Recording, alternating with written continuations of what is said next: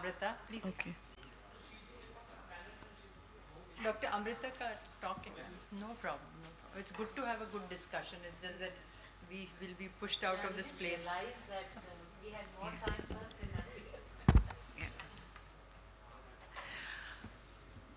Thank you, Dr. Meenakshi ma'am, for having me here today with such senior people in glaucoma and Professor Radhika to be a part of my audience. My reason for picking this topic is actually because I've had a long stint in a place where a lot of retina surgeries were being done. So I got to manage a lot of the secondary glaucomas.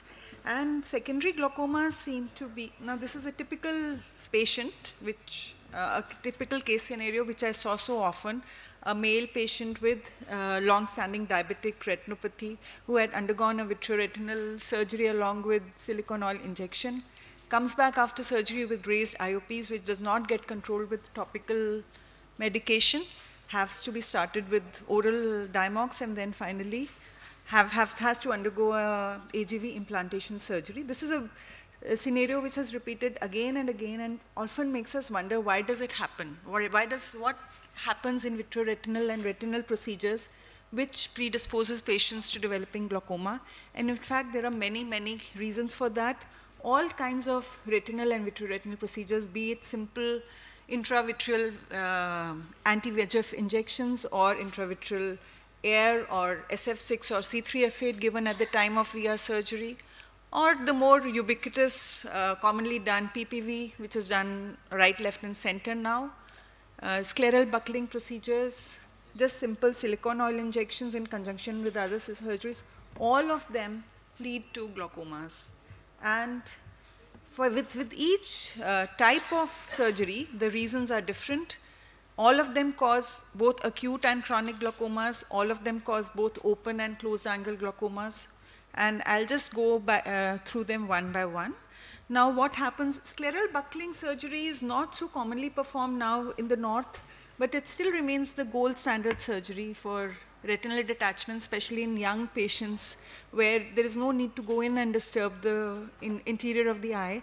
And a simple buckle seems to, seems to be tailor-made for treating fresh retinal detachments, but it does lead to a lot of glaucomas. Now, why does it happen? When the buckle is, tied around the eyeball, the vortex veins get compressed, so there's impaired venous drainage, and this leads to a congestion and swelling of the ciliary body, anterior rotation of the ciliary body, and also the forward movement of the lens iris diaphragm. This leads to angle closure glaucoma.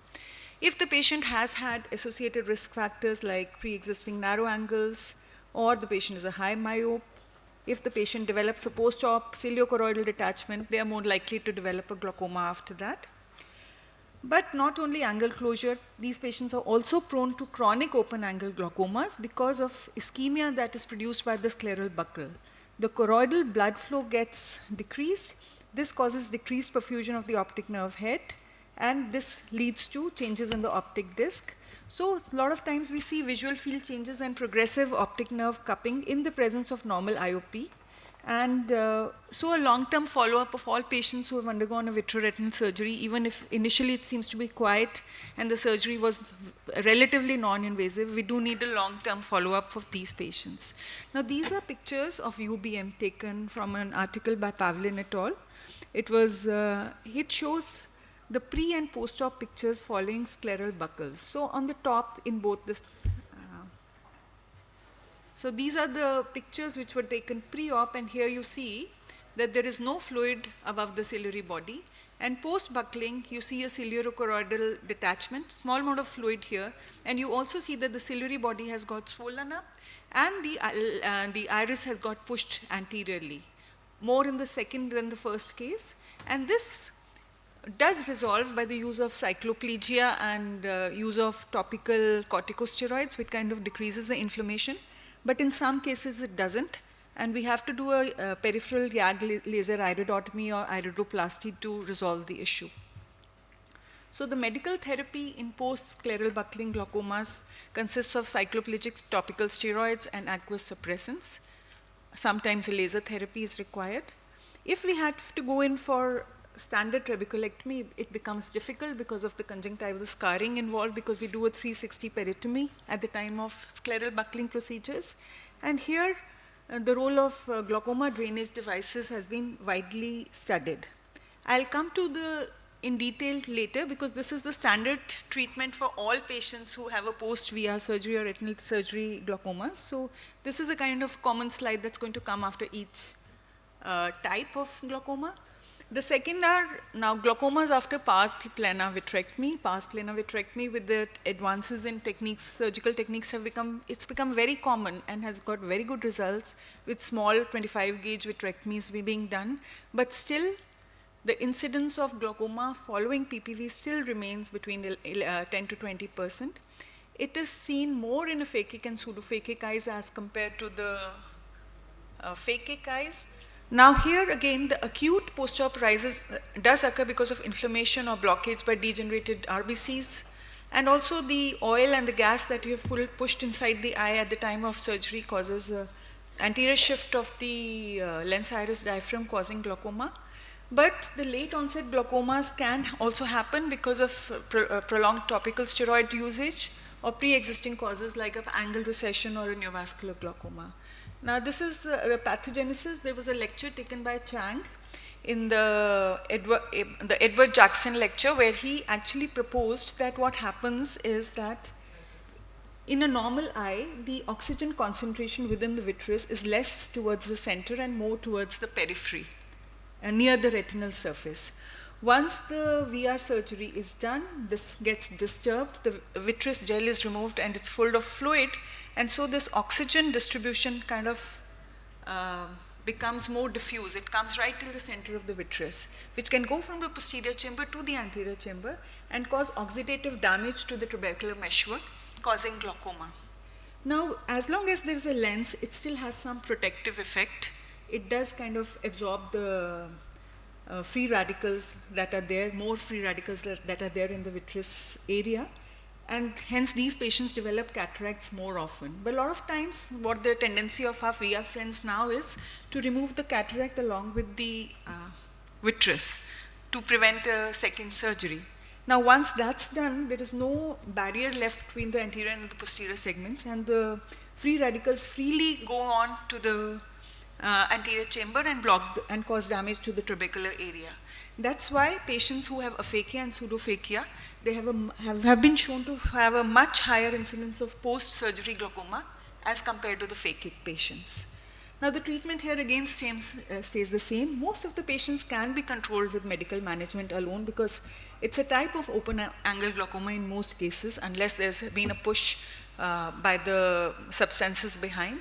But when it's not controlled, we need to go in for surgical management, and then again, conventional trab is a little more difficult, and the devices are a better choice in these patients in most cases.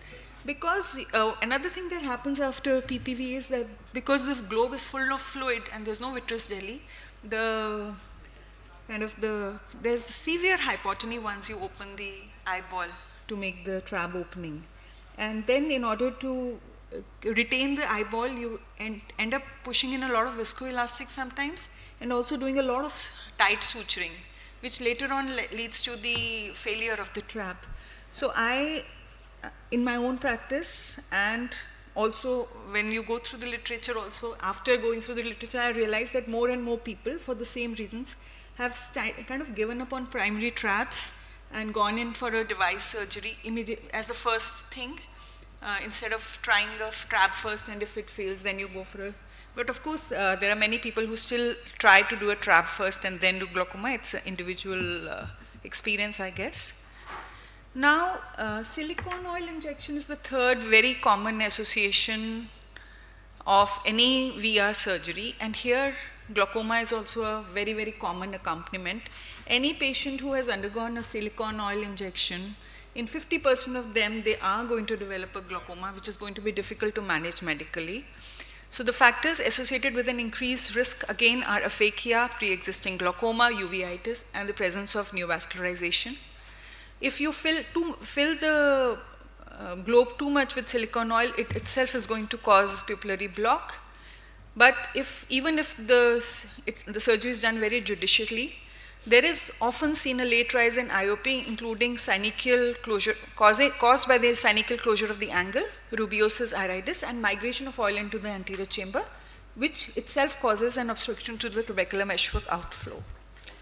Now, a lot of studies have been done on what happens actually. So it's been shown that actually the silicone oil kind of migrates into the optic nerve structure, and on histopathological sections in these slides, it's been beautifully shown how the silicone oil basically goes into the substance of the optic nerve. It coalesces there, damages the optic nerve fibers, and causes a lot of, so it's basically a kind of a toxic optic neuropathy which happens after silicone oil, especially if there's a pressure also which is rise. So there's a kind of a severe endotamponade which is going and actually acting on the optic nerve in two ways. One is being toxic to the nerve itself, and secondly pressing the nerve and causing compression of the nerve fibers and killing them further.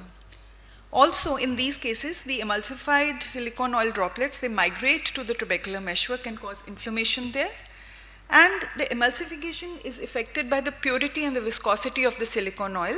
So the 1,000 centipoise of oil is more likely to cause an elevated IOP than a 5,000 centipoise oil. Also, the oils with the lesser viscosity contain more contaminants, which kind of evaporate, and the toxins coming from that evaporation also causes damage to the trabecular meshwork fiber. So moving on to better quality silicone oils can help in decreasing the incidence of this kind of glaucoma.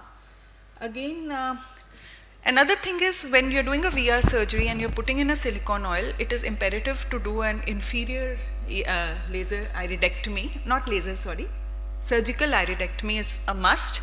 A superior iridectomy is not going to help because silicone oil is lighter than aqueous, so it's going to raise superiorly and block any superior iridectomies. So a prophylactic inferior peripheral iridectomy has been shown in some studies to decrease the incidence of glaucoma, intractable glaucoma, at least even to 0. So, Dr. Amrita, will you be able to wind up? Sure.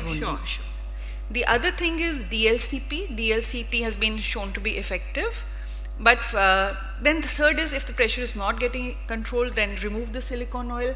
But in most cases, even after silicone oil removal, the pressure does not get controlled. At least in 50% it does not, has been what my observation. And here this happens because the silicone oil has already gone and damaged the trabecular meshwork, and now removing the, and caused changes in the outflow and caused an increased pressure permanently, and here a glaucoma surgery is going to be required, and that should be preferably in addition to the glaucoma drainage devices.